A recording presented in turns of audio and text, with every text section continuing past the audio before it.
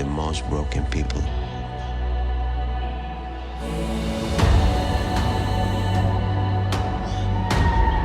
Can be great leaders.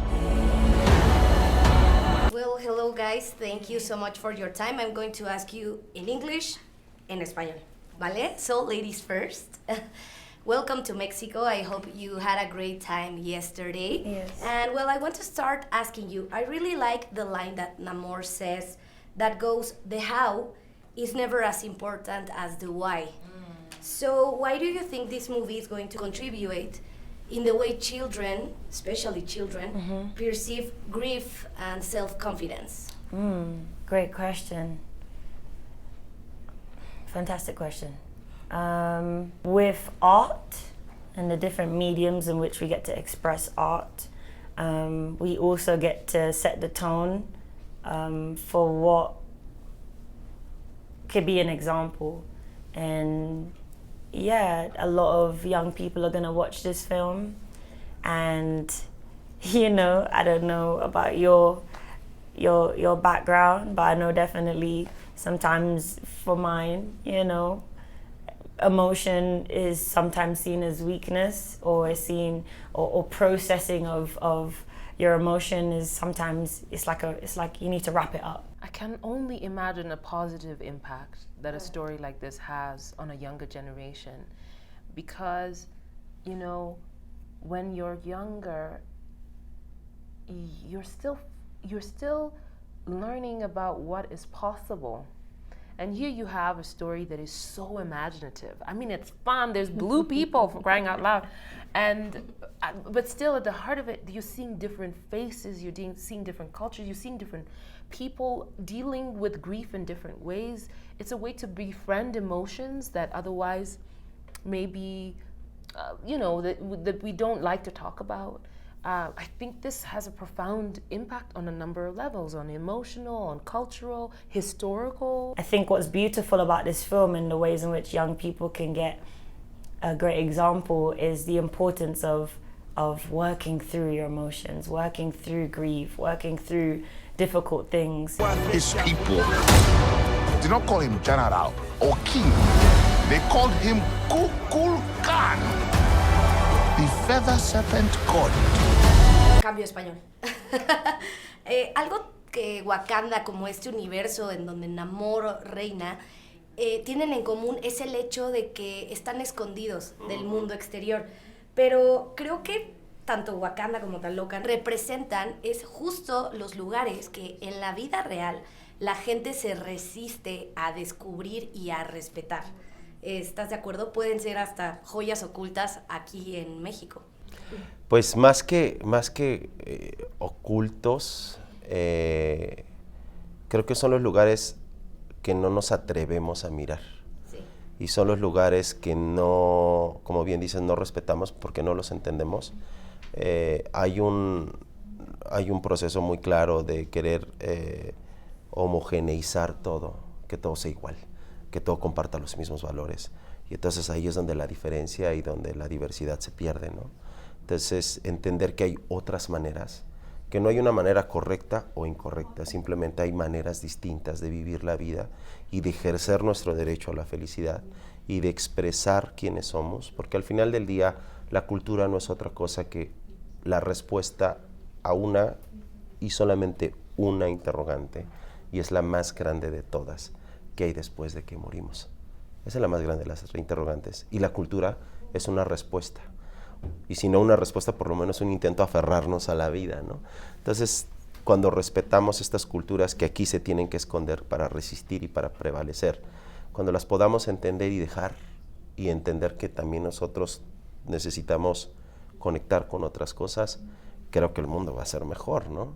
Y creo que parte de lo que propone esta película es estos pueblos resistiendo y luchando, obviamente tal vez de las maneras que no compartimos, pero me parece que es un mensaje bien poderoso, ¿no? De estos dos reinos ocultos por necesidades, por una necesidad horrible, pero se mantienen ocultos y son hermosos, son maravillosos, potentes, vibrantes. No sé, yo me sentí bien contento de ver la primera de Wakanda y ahora en esta dos, ver estos dos universos también chidos. He's coming. of this world.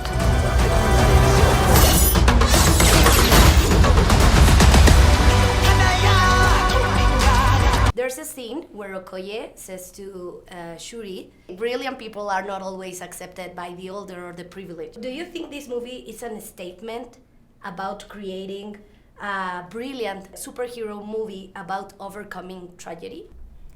Oh man, that's a lot in one question. I love that statement. I love that sentence because I think it's a connection to what she knows from the first film, which of tradition. I think this movie does a lot of things. Not only does it entertain, does it try to aim to uphold a legacy, but it also, it communicates the ways in which, especially as a studio, Marvel is just pushing the expectations even higher and breaking ground and breaking those boundaries that are, sometimes you can't do this, you can't do that, you can't have this, you can't, they're just breaking all of those boundaries and showing real representation. So I would say yes, and I'd say and more, I'd say that. Oftentimes there is this distinction made between auteur films and blockbuster films, and this is popcorn, and this is just a spectacle, and over here is the serious films where you frown your brow and you watch it and you think, oh, I'm smarter for watching that film. And here with Black Panther Wakanda Forever and the Black Panther storyline, Ryan Coogler is doing something really radical and dynamic with popular style of contemporary storytelling. He's saying you can have that mass appeal and still give people something to think about, that popular matter can be deep. It can come from a place of a real deep inspiration, and that you can use the genre to explore something important, urgent about the human condition. We know what you whisper. They have lost their protector. Cambio español.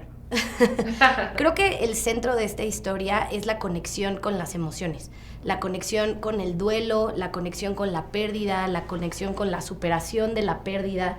Y creo que más allá de una historia de superhéroes, que claro es la base y es fundamental para este universo, el motor de la narrativa en todos los personajes es justo el duelo. ¿Estás de acuerdo? Estoy completamente de acuerdo, porque creo que justamente para crear a Namora yo viví mi propio duelo. Yo viví mi propio duelo y mi propia sanación, sí. ¿Sabes? Entonces creo que justo Talocan viene a sanar muchas fibras en mí, en Namora, en Namor, en Natuma, en donde de pronto nos descubrimos heridos y descubrimos y pensamos que nos han educado para defender algo toda nuestra vida, y llega algo que te hace darte cuenta que no, que o tienes que estar abierto a la oportunidad de cambio, a la oportunidad de representación, a la oportunidad de ver cosas que no estás acostumbrado a ver, para que haya una evolución y una transformación en el mundo, porque si no, las cosas se van a seguir repitiendo, los patrones se van a seguir repitiendo, las historias se van a seguir repitiendo, y eso me encanta de la relación que al final Namor y Namor tienen juntos, que es como uno entendiendo que o cambia o esto no va a ir a ningún lado, y la otra entendiendo, intentando entender. Es como otras generaciones diferentes que se complementan, y que justo el cambio implica duelo, y implica un poco de dolor, y implica recorrer las heridas para poder evolucionar. Show them who we are.